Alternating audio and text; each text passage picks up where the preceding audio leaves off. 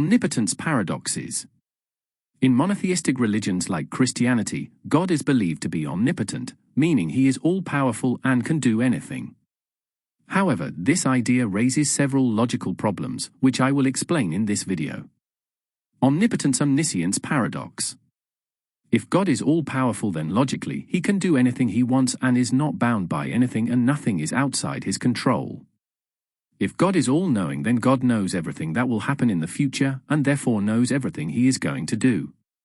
Therefore, before God carries out an action, he already knows what choice he is going to make, and so God will have to follow the predetermined knowledge.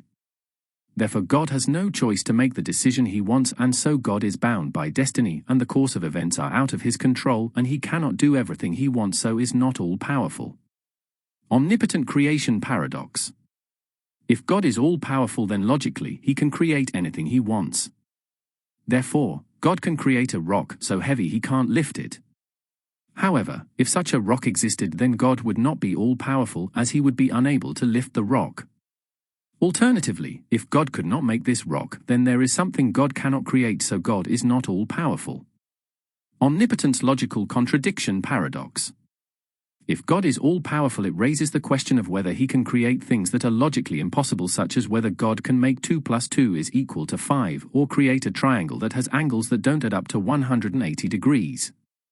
If God can do these things, then the laws of logic are broken and God can create disorder. However, if God cannot do these things, then God is not truly all-powerful. Omnipotence omnibenevolence paradox.